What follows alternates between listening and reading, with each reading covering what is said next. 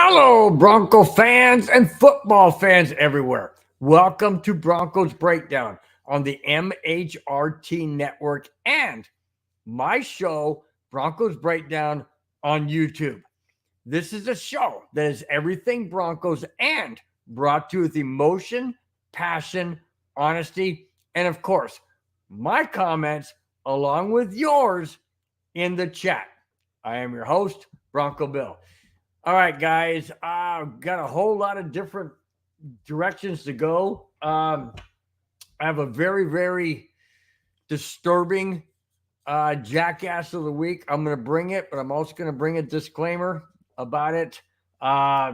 Just for those of you who may be sensitive to the topic. Anyways, we'll get into that. I think that one's the fourth topic, so brace yourself for that, guys. Okay.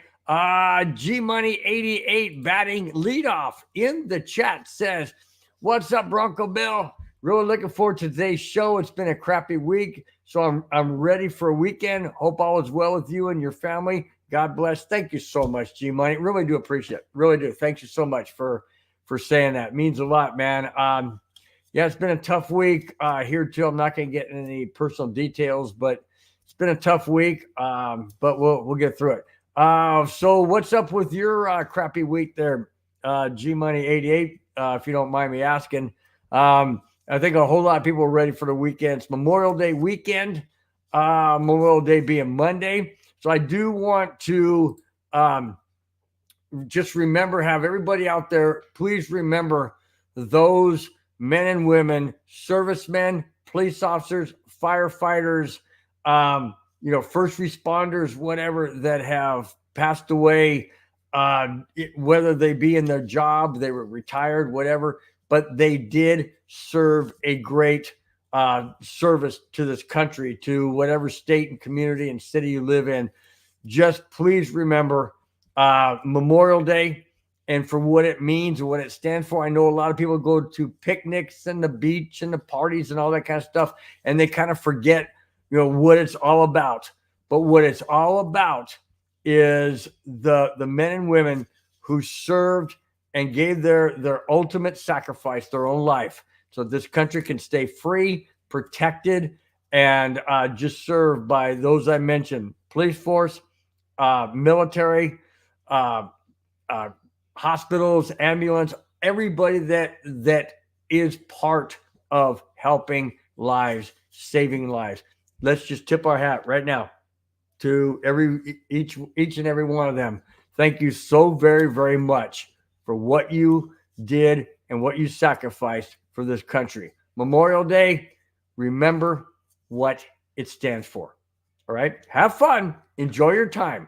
But remember what it stands for. All right, guys. All right, enough of that. I do want to say, thanks to everybody out there that has served. Okay, so my brother-in-law from Las Vegas, Rudy Torres, says, "Please, I have asthma." What the fudge is that? Asthma, man. Hey, just want to say, Rudy, thank you so much for your service as well. He's retired Navy. Just want to thank you, man. Mark from Georgia says, "Bill, good to see you." Mark, good to see you in the chat. Not you personally, but hey, nice to see you that you're there, man. Really do appreciate it. Mark also follows up by saying, "Absolutely, they deserve it and their dedication, 100%, absolutely." Rudy follows up by me saying, "Thank you for your service." He says, "Thank you, sir. It's greatly appreciated." From SA Rudy Torres, USN. All right, way to go, Rudy. Glad you threw that out there. Really, really do appreciate it. All right, guys. Like I mentioned, I have a very dramatic, I would say dramatic. Jackass of the week. We'll get into that in a bit. But first off, we have a passing of an NFL legend. Now, it's not a Denver Bronco legend. It's a rival Bronco opponent. Doesn't matter. Doesn't matter. This guy was instrumental. For any of you out there who remember the games, the NFL games played in the 70s and 80s, you'll remember this guy. Or maybe it was the 60s and 70s. I don't remember. But I do remember him very well. Here it is. Retired and Hall of Fame Raiders center number 00, the only one in the NFL that could ever wear 00. And even to this day, I don't think they can. Jim Otto passed away at the age of 86 last Sunday. Jim Otto played in, this is remarkable. He was a center.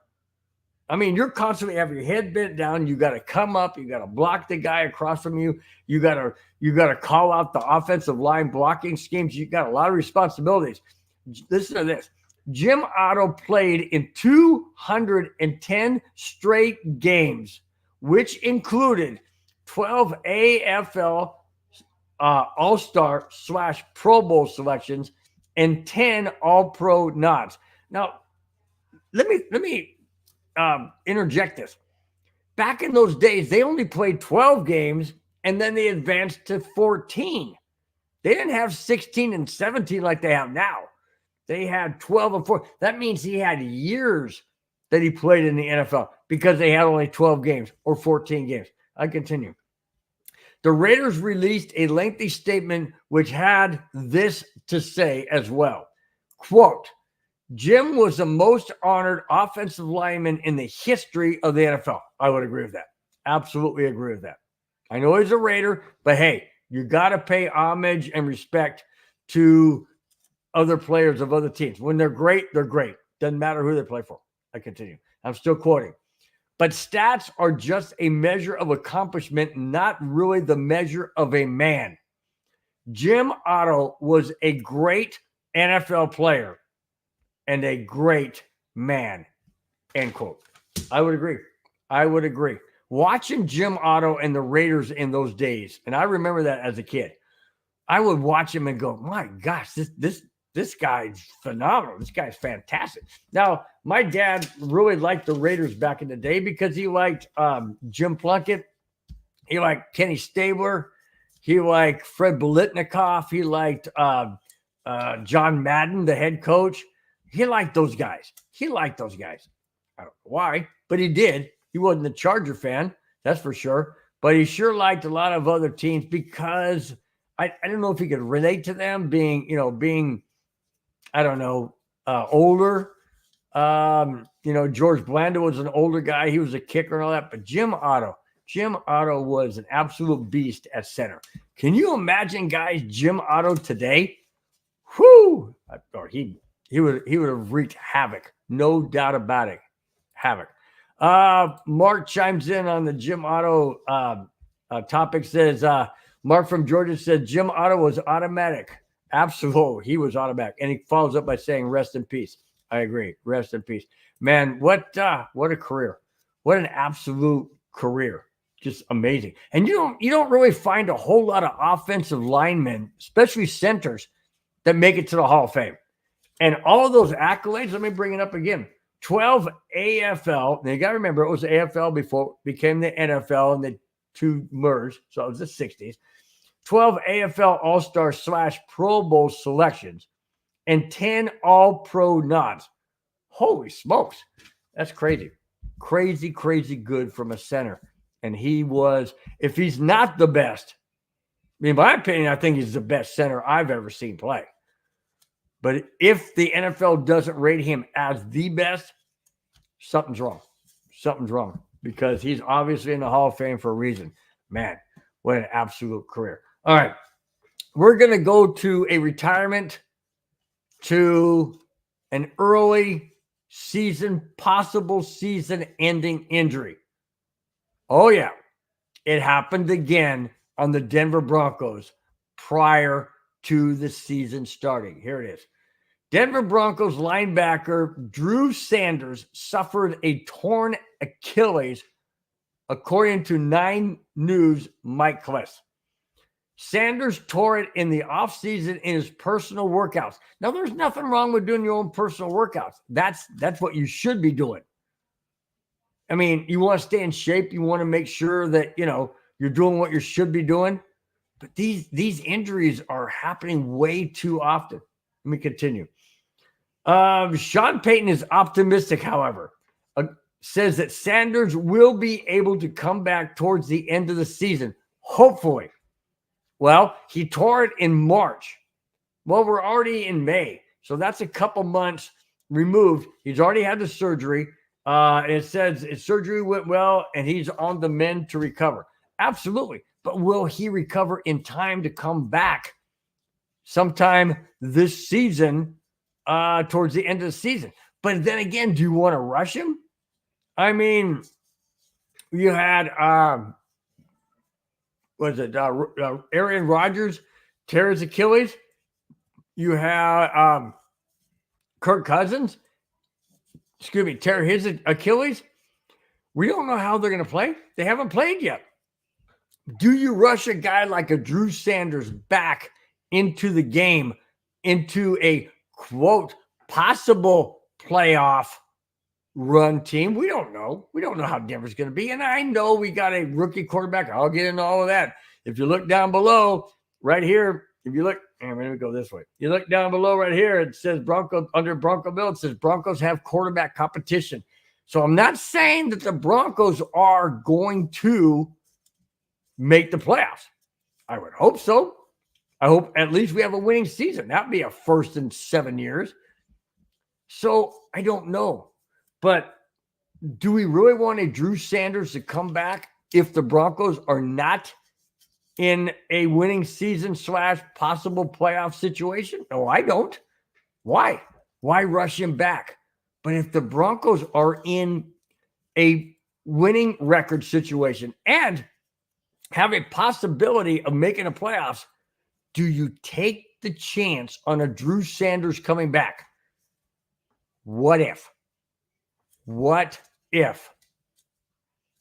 I don't know. I'm not a doctor. I'm not a surgeon. I don't know what it means if a player were to injure an Achilles and come back. At what certain point do they endanger themselves of rupturing again, tearing it again, maybe never walking again on there? Maybe it's totally ripped. And I know medical science can do a whole lot better stuff now than they did even a decade ago.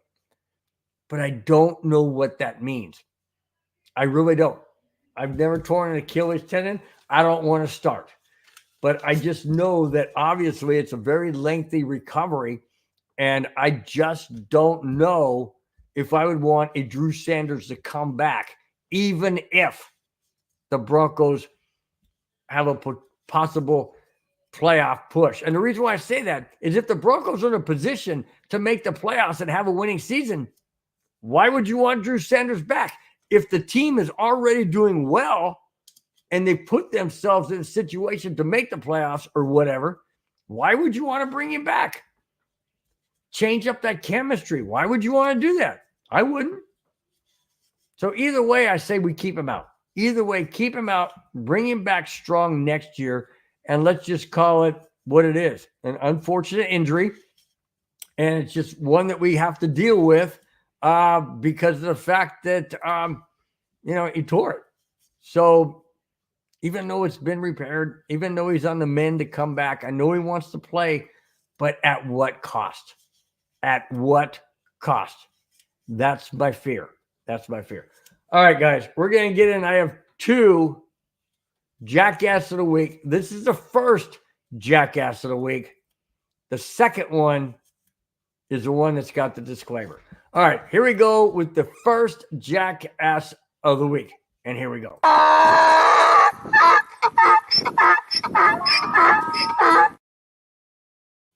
All right. Last Thursday evening, not yesterday, last week, Thursday evening, 2 Kansas City Chiefs offensive linemen were arrested for possession of marijuana. Now, I know that marijuana is legal in a lot of places. It's legal in a lot of states, but it's not legal by the NFL. Period. Not legal by the NFL. Continue. I'm going to mess up these words. I know of that, but Wanya Morris and Chukwuebuka, that's all I'm going to say, Chukwuebuka Godric were put into custody in Jackson County, Kansas. The 2 players were due in court yesterday. Yes, yesterday, Thursday. The Chiefs told ESPN they were aware of the situation, but had no comment at this time. Of course not. Now, I understand there's a lot of players and a lot of people saying, why not allow marijuana? Why are you detecting marijuana or even screening or testing for marijuana in NFL players? Well, first and foremost, most people know that when you smoke weed, yeah, that's what they call it. When you smoke weed, you become, kind of, hey, man, what's happening, man? Stuff like that. So you're not really at your A game, okay? So if you're going to smoke weed prior to a game, you're not going to be in your A game, period. And the NFL has a business. They have a product. The product are the players. The product is the team. The product is the city. The product is the revenue. If you step on the NFL's revenue, they're going to fight back. And that's why you can't have drugs or alcohol or anything like that in a player's system at any time when they are employed by the frickin' NFL. That's why. I'm not making this up. I'm stating to you what is real, what is legit. And if you have a business and you have employees, and yes, the players are employees of the NFL. If you have employees, you're going to have certain regulations and stipulations what you can and cannot do. Period. You work for them. You get paid by them. They can tell you what you can and can't do. I work at a golf course. I can't just go in there any way, shape, or form. I can't go in there without a collared shirt. I can't go in there dressed unappropriately dressed. I have to go in with their regulations. Why? Because I'm employed by them. I get paid by them, and they make the rules. I may not like them. These guys may not like it either.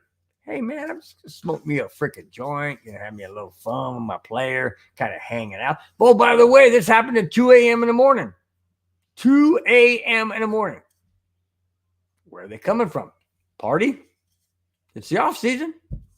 Bar? Dinner? Who knows? Didn't say. But it said they were arrested a little after 2 a.m. a.m. Yep. Having a good time. Why did they get pulled over? They didn't say. Didn't say if they busted. Didn't say where they busted. Didn't say anything yet. It just said what I read you. All I'm saying is if you're employed in any job, there are stipulations and there are rules you have to abide by. You may not like it. May want to kind of bend the rules a bit. Well, when you go into that gray area and you get too far, bam, that's what happens. That's what happens. So they were doing court yesterday. Don't know what happened. Like I said, the Chiefs organization said they're aware of it. They're not commenting. And of course, they're not going to comment. They're going to keep it in-house. And, that's okay. That's okay. It's fine that you do that because, we don't need to know all the details. We know enough. That's all there is to it. All right. Okay. All right, guys. Here comes the second jackass of the week. This one is tough to bring. And the reason why I say it's tough to bring is because I'm going to put out a warning first, and then I'm going to put out a statement about the chat. Okay. First off, let me say about the chat. You guys can say anything you want in the chat during this jackass of the week segment.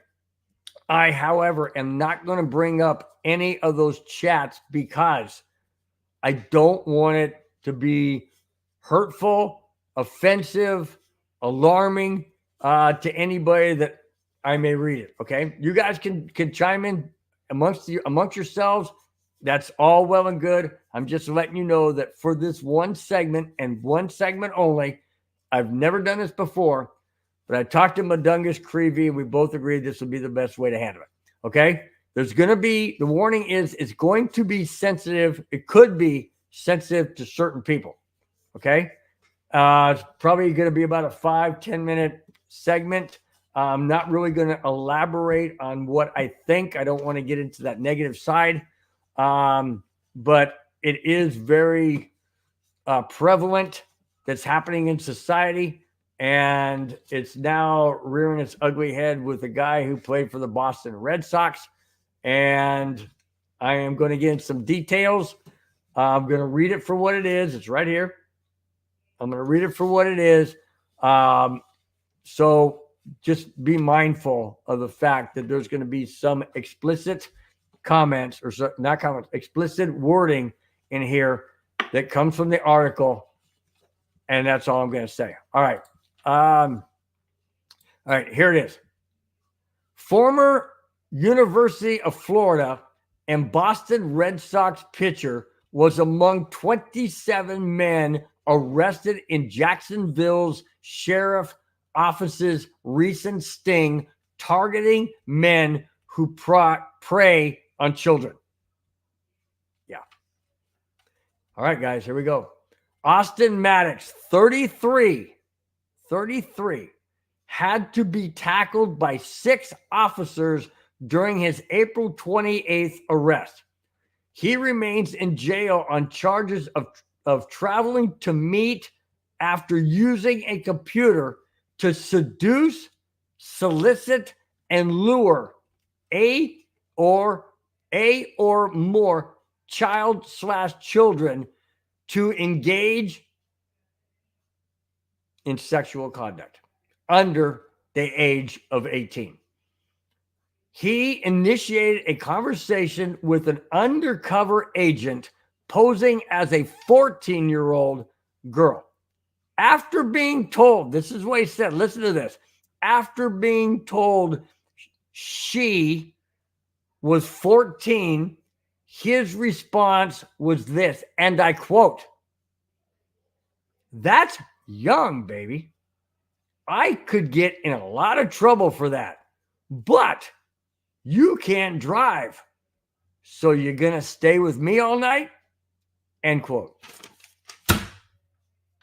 I am disgusted, absolutely pathetically disgusted at things like this.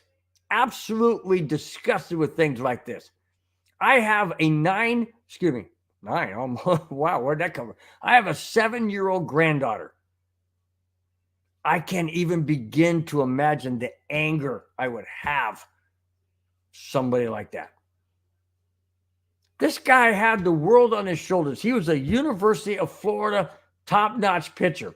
He played for the Boston Red Sox, and he has to stoop to this?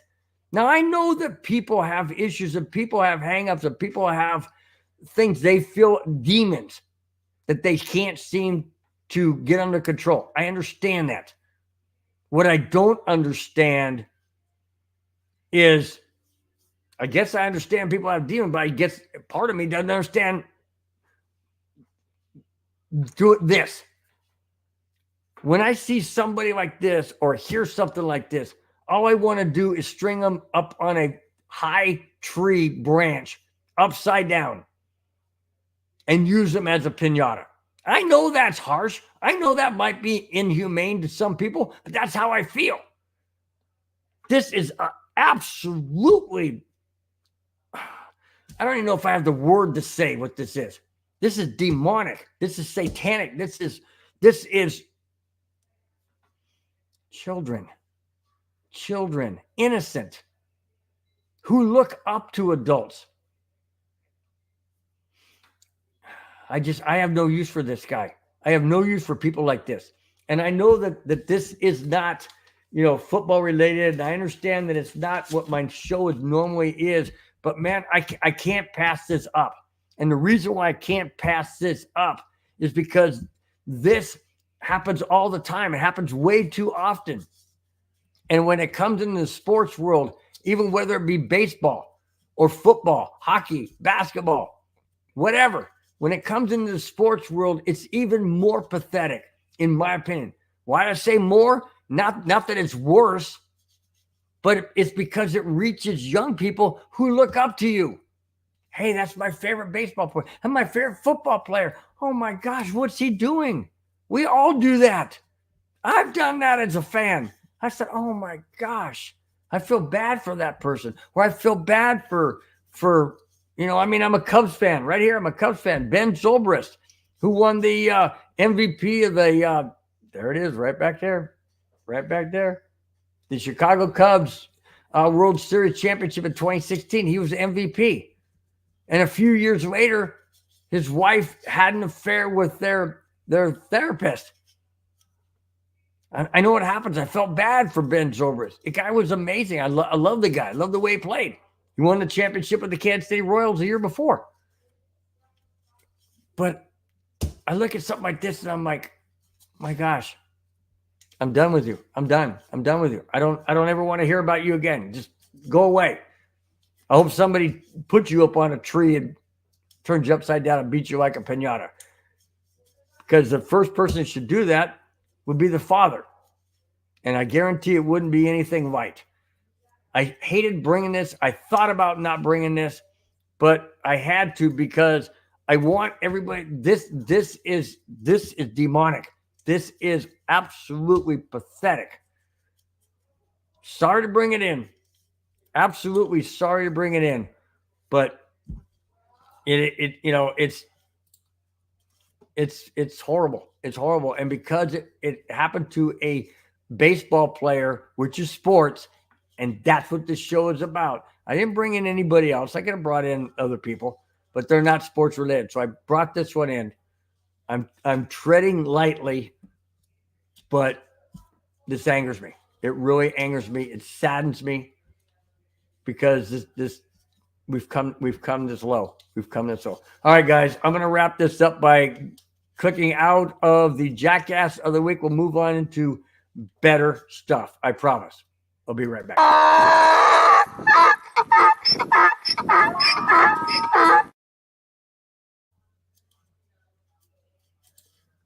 Woo! Madungus Trivichan says, when you told me about this topic, I was terrified. I know you were. You literally say your show is brought with passion, and I got scared. I know you got scared, buddy. But I promise you, I did hold my own. I didn't say what I wanted to say.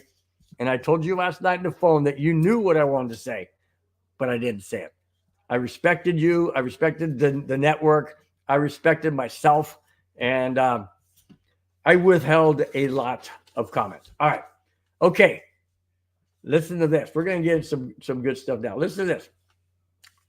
The topic of the show first is Bo Nix better than Wilson? Well, not going to come from me because I haven't been around to see Bo Nix,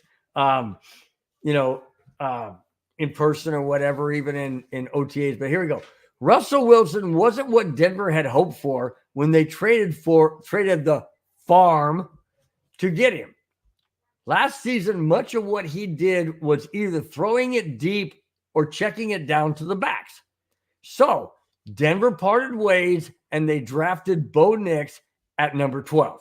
Nix ran a similar type of offense at Oregon, and Sean Payton has already spoken glowingly about Nix. The team cut Wilson, drafted Nix, which tells me they feel Nix is already a better fit in Denver. It's clear, based on the past 2 seasons, Bo Nix is already a better quarterback at this point in the season. Now, I know it's not a season yet, but at this point in getting into the season. Now, I do have a comment that let me get to. I was going to get to a different one, but let me get that top comment about what Sean Payton said about. I'm getting everything all mixed up. What Sean Payton did say about Bo Nix. Okay, so let's get into that. Okay. Let's get into that right now because it says that Bo Nix is already better than Sean Payton. Well, how do we judge that? How do we know? I mean, we're not there. We're not in person. We don't see it. Okay, so this is what Sean Payton says. And if you look down here on, where is that? Look right here. It says Broncos have quarterback competition. Now, this is twofold, in my opinion. I kind of wonder why Sean Payton is saying this, but then on the flip side, I kind of have an answer. So let me get into it real quick. During OTAs last Thursday, Coach Sean Payton was quick to praise all three quarterbacks. Yeah, we got three. Bo Nix, Jared Stidham, and Zach Wilson. Yeah, we still have Wilson on the team, just not Russell. All right. To praise all three quarterbacks in the competition for the team's starting job. Okay. Why would he have a competition? I've heard from many people say, hey, if you draft a quarterback in the first round, especially in the top 15 or whatever, they have to be a starter. They have to be a starter. Why else would you draft him at that spot? Well, you can draft him at that spot to learn under quarterback that you already have that is better because he's been in the league already. He already knows the system. A la Jared Stidham. He already knows how Sean Payton likes to run things. Zach Wilson? Nope. Bo Nix? Certainly not.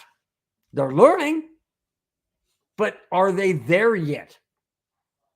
Okay? So that's why you have a competition, to see when the cream rises to the top. Who is that guy? Is it Bo Nix?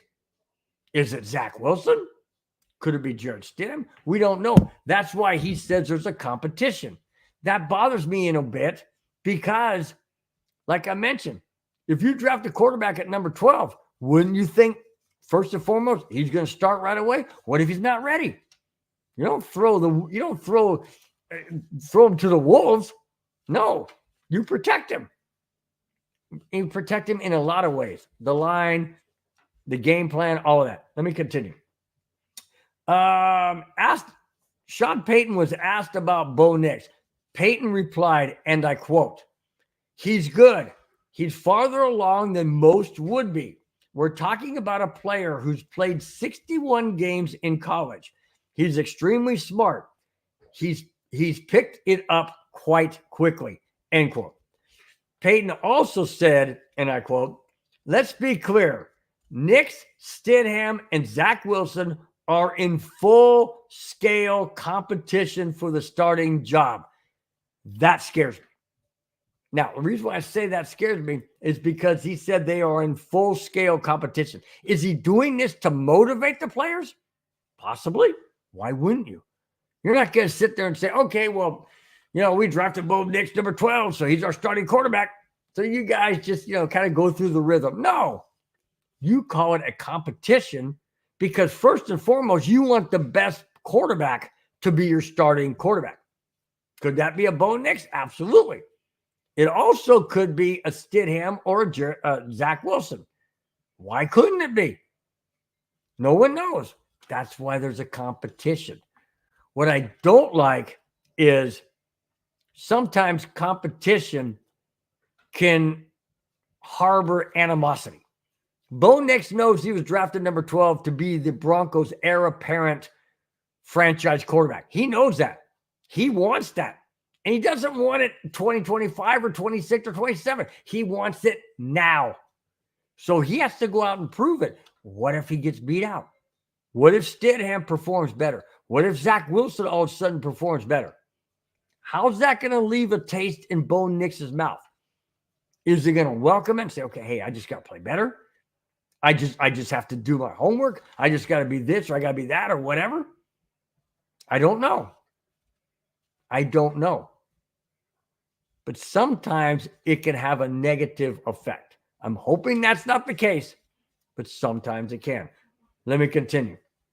Payton was also quick to say, and I quote, "Nothing should be read into who started first at quarterback during OTAs with the starters. All three quarterbacks practiced with the starters," end quote. Okay, so there you go. Who's the leading candidate? Nobody knows. Sean Payton's not talking. That's for dang sure. He ain't saying. Nobody else is saying. None of the media that I've heard is saying that, who has the upper hand. Way too early. We haven't done preseason yet. We have no idea. No idea whatsoever. So, I don't know. I don't know. But that brings me to another topic I'll get into really quick. After this, but Duggar Street says, I love how everyone is ranking the Steelers high because they got Wilson and the Broncos low because they lost him. Did no one pay attention last year? Yep. Guess what I'm getting into, Mundungus? Great segue into my next topic. Listen to this, guys. First off, I have to preface this. I have to preface this topic with, for those of you who remember a quarterback that was played for the San Diego Chargers by the name of Ryan Leaf. We all know the guy was a bust, absolute bust out of Washington State. A joke. He got into drugs. He even broke into some pharmacies to steal drugs, was put into prison. He claims he's clean. He claims he's past those demons or whatever. I'm not so sure. Listen to what Ryan Leaf said on a podcast. Listen to this. Former NFL quarterback and Steelers fan Ryan Leaf shared his thoughts about Russell Wilson on the, quote, Up and Adams show with Kay Adams. He said, and I quote, not making this up, guys. I couldn't make this up if I tried. Ryan Leaf said, and I quote, I believe Russell Wilson will maintain the starting job all year, and I even predict that the Steelers have a chance to win the Super Bowl in 2024, end quote. Wrong. Steelers cannot win the Super Bowl in 2024 because the Super Bowl is played in February of the following year. The Chiefs won the Super Bowl in 2024. Yes, I know it's the 2024 season. That's not what he said. Is he smoking some stuff again? Has he gone back off the wagon? I don't know. This dude's out there, man. Seriously. First off, he says he predicted the Steelers have a chance to win the Super Bowl in 2024. No. You should have said 2025. But even then, that would be wrong because the Steelers have no chance. Did he not pay attention, like Mundungus Creed said, to last year with Russell Wilson? Did he not pay any chance? Apparently not. I continue. With Russell Wilson having everything, this is still his thought. With Russell Wilson having everything to play for, I don't see why the Steelers couldn't be a Super Bowl champion. End quote. Really?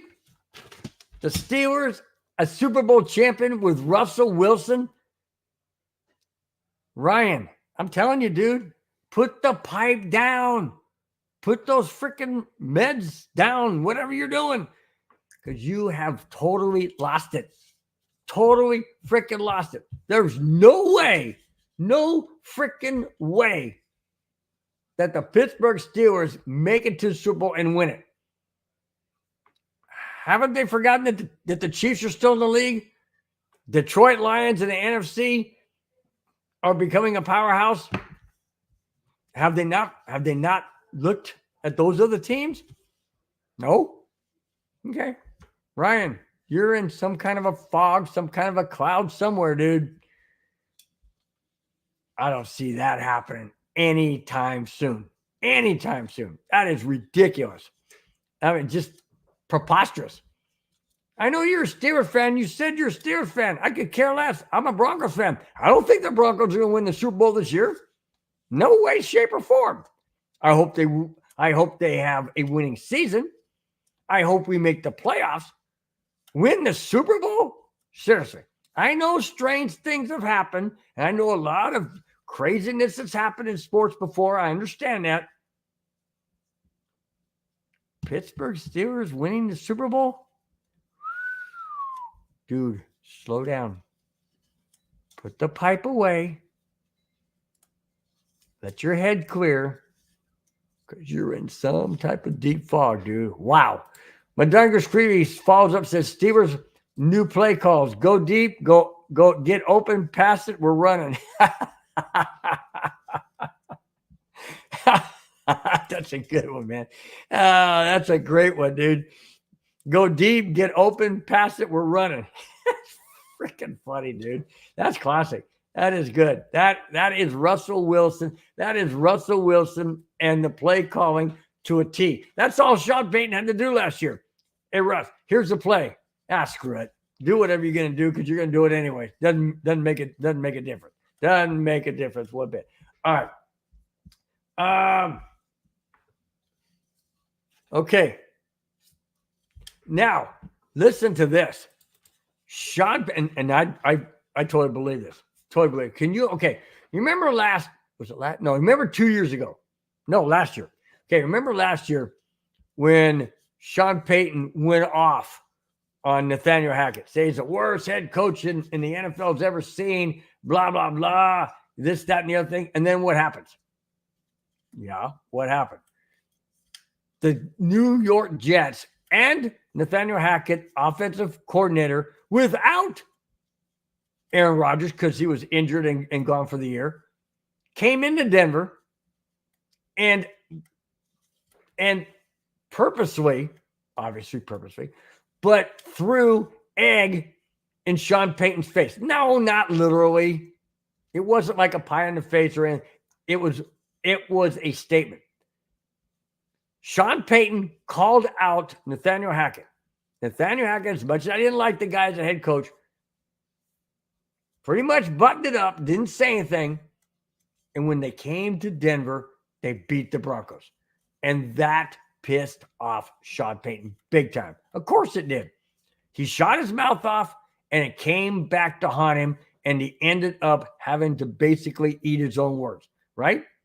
Well, did Sean Payton apparently do it again? Well, let me read it. Here it comes. When the Pittsburgh Steelers, led by ousted Russell Wilson, NBC Sports NFL analyst Chris Sims believes there will be some lingering unfriendly feeling in Denver come week 2 of the NFL schedule. Why? That's right. The Steelers are coming to town. Here it is.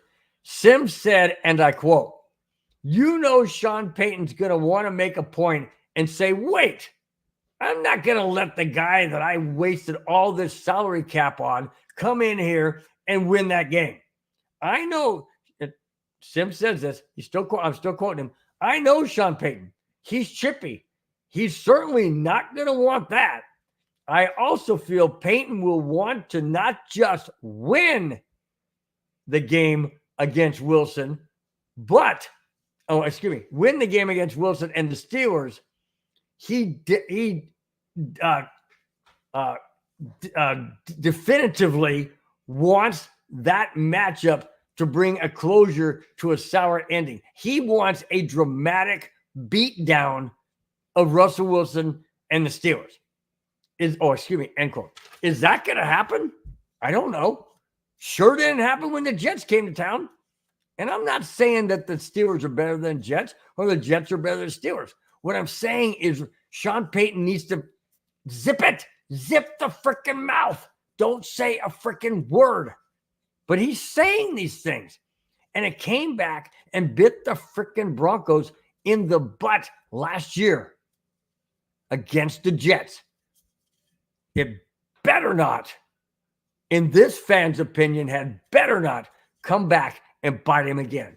Because if it does, can you imagine if Russell Wilson came and threw 3 or 4 touchdown passes, was solid in the pocket, didn't get sacked, ran out of the pocket for another 35, 40 yards of the game? How do you think Sean Payton would feel? Well, forget that. How do you think Broncos country would feel? Yeah, we'd be one pissed off puppy. That's for sure. Absolutely. I know I would. And I'm going to be on the Broncos neighborhood when Dungus Creevy when that happens. And I sure hope the heck it doesn't happen. But we had to live through it last year with the Jets debacle, that game against the Jets. I hope it doesn't happen again. And if it does, that's going to tell me that Sean Payton doesn't really understand to keep his mother-frickin' pie trap closed. He doesn't. Because if it comes back and bites him again, that tells me that's a pattern. And that's an ugly pattern. You cannot throw bulletin board material out there. But he just did. I know it's early, but week 2 comes quick, guys. Week 2 in the NFL comes quick. And these guys don't forget. They don't forget. Now, I know that it wasn't Sean Payton that said it per se, but Chris Sims says he knows Sean Payton well, and he knows that Sean Payton doesn't want to lose to Russell Wilson, and I guarantee you that that's true. He doesn't want to lose to Russell Wilson, and he wants to beat him badly to say, see, that's why we got rid of him, because he can't perform at this level anymore. I just don't want it to come back and bite him in the proverbial keister. Don't do it. Too late now. Too late now. And again, I know that he didn't say it directly, but if Phil Simms feels that way and Phil Simms is putting it out there, Sean Payton didn't come back and rebuff him. He didn't what's the word I'm looking for? He didn't dispute it. No, he didn't. Absolutely did not. Hey, D-Rock is in the chat. What's up, my friend? D-Rock, he says, Big Bill. I say, Big D-Rock. What's happening, my friend? Glad you could show up. Glad you're here. If you missed anything or you just, or you got in late or whatever, you can always go back and watch the show at its conclusion. Really do appreciate it. I've got 2 more topics, guys, and then we'll wrap it up. Please do me a big favor, as always.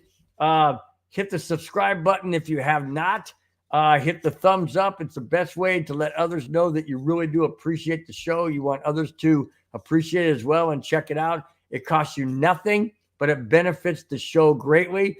Also do it, please, on the MHRT network, as well as my show, Broncos Breakdown, on the YouTube channel. Please subscribe, thumbs up on both.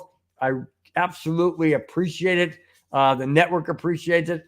And it does show that you guys really do appreciate the time and effort that I go into each and every week to bring the topics, some easy, some not so easy to bring, but to bring them as well and to do my due diligence and be here each and every week without any, I'm not making any of this up. All of this is legit. You guys can research it yourself. It's all legit. Really do appreciate it. D-Rock says, will do, my friend. Absolutely. Thank you so much, D-Rock. Appreciate it so much. All right. Last 2 topics of this Friday. And I really do appreciate each and every one of you watching, whether you're in the chat or you're not, you're listening, you're watching, wherever you may be. Greatly appreciate it. Thank you so much. Here are the last 2 topics. During training camp, the Broncos will practice with the Green Bay Packers. They will also play in preseason week 2 at Mile High and Power Field. That game is slated for Sunday, August 18th at 6 p.m. Mountain Time. The last time these 2 played each other was last season, week 7, when the Denver Broncos beat the Green Bay Packers 19-17. So that's interesting that the Packers and the Broncos will be scrimmaging, practicing, whatever. That'll be good. It'll be, I would imagine, Jordan Love, Bo Nix, different quarterbacks in there. It'll be fun to watch. It'll be fun to watch. I don't know if that game is going to be televised live on the NFL Network. I know they show every preseason game after it's been played. They replay them throughout the next several days, 3 or 4 days, whatever, on the NFL Network. I'm not sure that it's going to be shown live, but if it's not, you can always catch that. I always go back, I record those games, and then I watch them, later that evening or whatever, and kind of skim through, obviously, the commercials and get to the stuff I want to see and that kind of thing. So that'll be a good one to watch because I like to see how Bo Nix goes against the Packers and how, the Bronco players, the new additions we have and that kind of thing, how they play against the Green Bay Packers. We don't play the Packers this year in the season. We don't play the NFC North We played them, I think, was it last year? Yeah, we played them last year because we played the Lions and the Vikings. I remember. Okay, so we don't play them this year, but we are going to be scrimmaging and having a preseason game against the Green Bay Packers. That game, once again, it's August 18th, 6 p.m. Mountain Time, and I'm not sure if it's going to be on the NFL Network. Okay, just throwing that out there. I don't know. I don't have nothing showing. Rudy's out of a booger. So get out of here. I ain't got nothing showing, man. I ain't got nothing showing. All right. Okay, last topic, guys. Once again, thanks so much for participating, being in the chat. Your support means the world to me. Absolutely do appreciate it. All right, here we go. Peyton Manning embraces the role as Broncos ambassador. Now, is he fully a Broncos ambassador? Well, I would say he is definitely the face of the Broncos. Whenever you see Peyton Manning, he's got an orange tie, or he's got some type of a Bronco emblem or a pennant or something. But listen to this. This is really cool. And I call this my feel-good story. It's a feel-good story because I love Peyton Manning for one. Super Bowl 50 could have been MVP, although he didn't really. I mean, everybody knows Von Miller destroyed the single-handedly destroyed the Carolina Panthers. So, yeah. But Peyton Manning, very instrumental in the 4 years he was on the Broncos. He loves Denver. He loves Colorado. Let me finish. All right. He says, Peyton Manning says, he goes to the Broncos facility at least 2 to 3 times a week. He said he still lives in the area and very honored to still be a part of the team and the city. He said he goes into the locker rooms. He goes and talks to the guys. He gives them pep talks if they want. He sits down with Sean Payton. They discuss football. They discuss strategy. Sean Payton picks Peyton Manning's brains, things like that on football knowledge. Can you imagine being in a room with Sean Payton and Peyton Manning talking football? Oh my gosh. You talk about brain trust. You talk about just knowledge of the game. They probably forgot more than I'll ever know. That's for dang sure. Guarantee you that. But man, can you imagine? And he goes in the facility. He even commented and said they have some of the best food there. He said that's why he keeps coming back. Hey, whatever brings you back, Peyton. Whatever brings you back. He said his kids are very active in the community and their schools. They love Colorado. They love Denver. They love the greater Denver area. So I'll tell you what, man. Peyton Manning, he's from Tennessee. He played in Indianapolis. But when he calls Denver home and he calls Colorado home, that speaks volumes for the community of the Rocky Mountains, Rocky Mountain cities, Colorado State. That speaks volumes of the Broncos country, how he feels about the organization. He said he's really getting to know the owners, really loves the owners, thinks they're doing a tremendous job. When you got an endorsement by Peyton Manning, that's kind of like putting Peyton Manning's face right on Mount Rushmore. You know what I'm saying? Move over, presidents. We got a new guy here. Yeah. I mean, Peyton Manning, he's funny. He's witty. He's got the Manning cast and all of that. It's hilarious. He's really, really good at what he does. And when Peyton Manning speaks, people listen. And there used to be a commercial back in the day, financial commercial, E.F. Hutton. It said, when E.F. Hutton speaks, people listen. When Peyton Manning speaks, people in football world listen because they know that Peyton Manning knows what he's talking about. But for him to say he's embracing to be an ambassador of the Denver Broncos, that tells me we're in good hands. We are in good hands because Peyton Manning basically has gone and stamped his name on the Denver Broncos organization. I'm not sure that would have happened had the Broncos not be with the new owners that we have, as well as Sean Payton and the way the Broncos organization is moving upward, not level and not downward, but moving upward.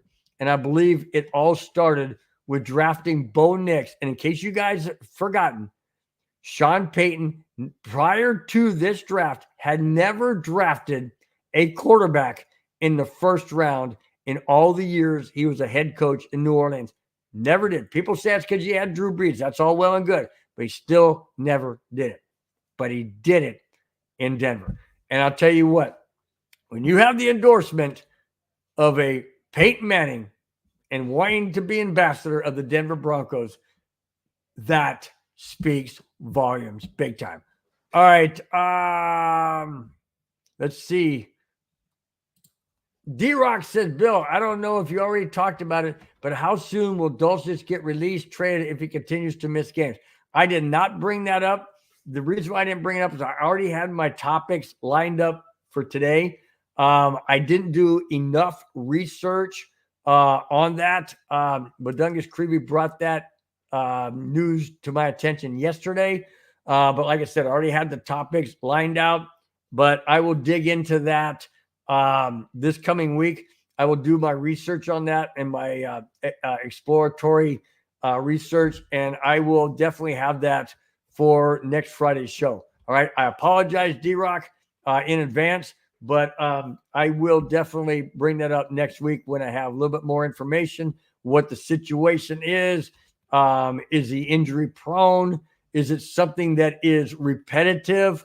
That kind of thing. So stay tuned for next week, D-Rock. I will definitely bring that. But thank you so much for asking. I appreciate it.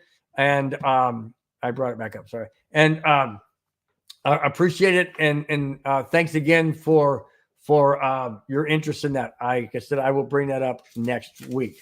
All right. Okay. That's it, guys. That's all I have. Thanks for watching. Thanks for subscribing. If you have not, please do so. I greatly appreciate it. Subscribe on the MHRT channel on YouTube, as well as Broncos Breakdown on YouTube. Please hit the thumbs up on both. Tell your friends, your family, your coworkers, your enemies, doesn't matter. Tell them to please tune in to Broncos Breakdown on Friday, 5, 6, 7, and 8. I greatly appreciate it. I hope each and every one of you had a fantastic week. I hope you guys have a wonderful, safe Memorial Day weekend. This Monday is Memorial Day. Like I mentioned at the beginning, guys, of this show, please pay respect and gratitude, appreciation, and a tip of the hat for all of those men and women who sacrificed the ultimate sacrifice, their lives, as we remember their great service that they did for this country, whether it be firemen, military, ambulance, first responders, police officers, whomever it is that serves this great nation, the United States of America, keeping it protected and helping those that are injured or sick or whatever, hospitals, all of that does everyone better because we have them protecting and serving us. Guys, please remember Memorial Day. Have a fun time. Enjoy your picnics. Enjoy your barbecues. Enjoy your family time. But also remember those who sacrificed, everything they had so that we, as Americans in this great country of the United States of America, we have freedom. That's it, guys. Thanks again so much for being here. I'm going to go down the list real quick for those that were in the chat. It started out with G-Money88. Really appreciate it. Followed by Rudy Torres, my brother-in-law in Vegas, batting second. Mark from Georgia batting third. And then we had Madungus Creevy batting cleanup. Really do appreciate D-Rock coming in fifth. Really do appreciate each and every one of you being in the chat. Absolutely. It's not taken for granted. I never take it for granted, guys. But I do appreciate each and every week you guys taking an hour or so out of your time on a Friday right in front of a weekend you guys want to get to. Thanks again, guys. Really do appreciate it. Until I talk to you and see each and every one of you in the chat next Friday, have a wonderful, safe, blessed holiday weekend this Memorial weekend. We'll talk to you on next Friday, guys. Take care. Bye-bye. Fast lane when I pass in the street, bag of money in the passenger seat. Simcoe's been asking for me on the road from the west to the east. Way up, I might never come down, cause the coast's racking up the flame out.